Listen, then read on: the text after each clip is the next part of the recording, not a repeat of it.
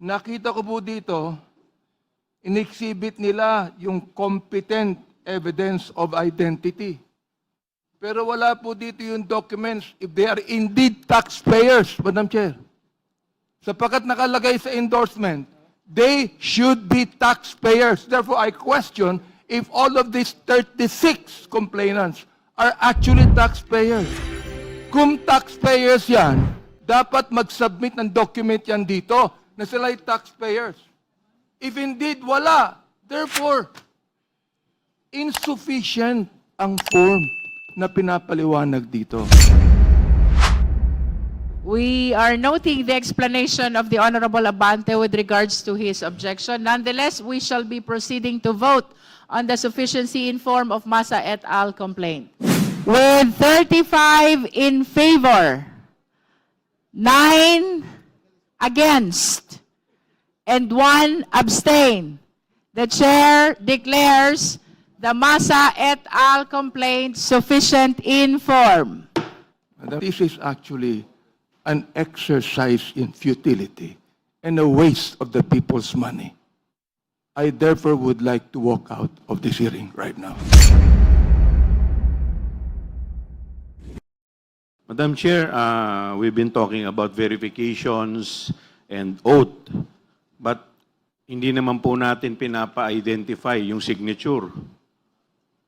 So I think that is very important because maybe later on, baka biglang itanggi yung signature. May I ask, Madam Chair, if the complainant or complainants are present in today's committee hearing? Madam Chair, The Honorable De Lima. thank you. I think it's unnecessary because there is a presumption of authenticity of signatures unless someone or anyone questions it. Then it becomes an issue, that would necessitate He is asking questioning na. the affiant or the signatory to confirm or not his or her signature. So that is unnecessary. Honorable Chua. Yes, but I think that is very important. Why? Because we are talking here of the sufficiency in form. And one of the very important in the form is the signature itself. Otherwise, baka later on biglang itanggi, paano po yun? And in fact, there are several instances na sinasabi, hindi kanila yung signature. So, have we also invited the notary public? Wala rin naman po dito yung notary public para mag-verify na humarap po sa kanya talaga yung tao. So, if we are talking here of sufficiency in form, hindi po ba ito mahalagang tanong din?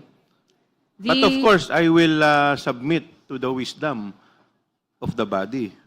The Honorable Suntay. Madam Chair, I think the best evidence to show if it is sufficient in form or if the document is notarized is the document itself. Let us, maybe what should be presented is not the statement, but the document so that we could see.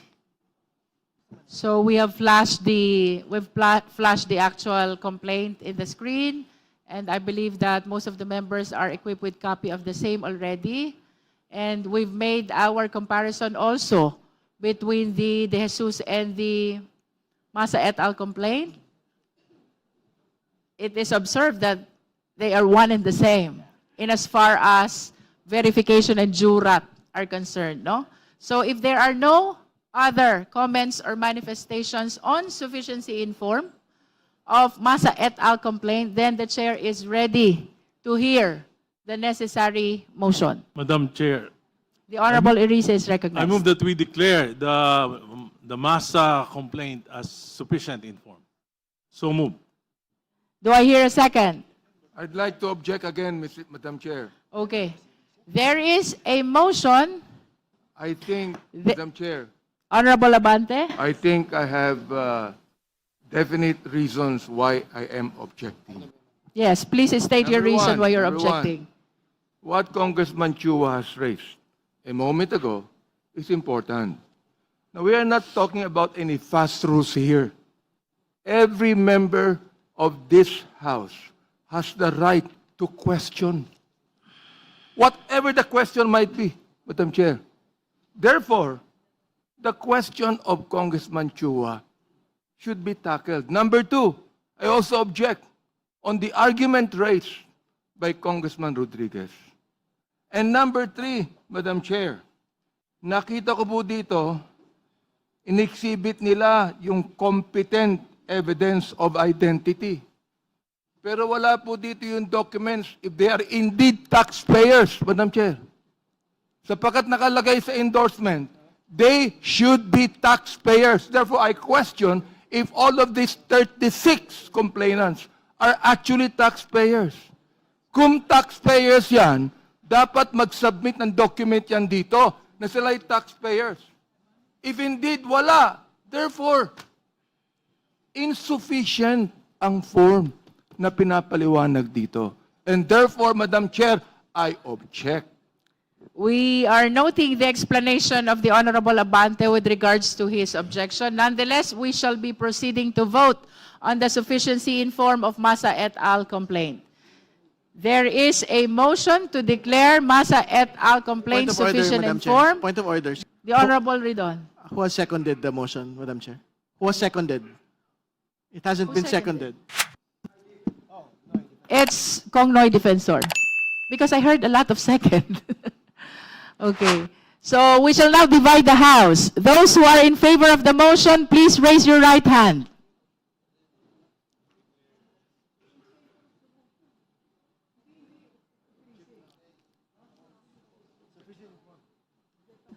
Those who are not in favor of the motion, please raise your right hand.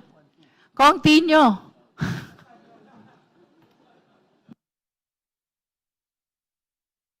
Those who abstain, please raise your right hand. Comsec, the vote, please. With 35 in favor, 9 against, and 1 abstain, the chair declares the Massa et al. Complaint sufficient in form. Madam Chair, The Honorable Abante. it is very clear that there is insufficiency in form. Very clear po yan. And I'm so glad for the rest of those, my colleagues, that supported my objection.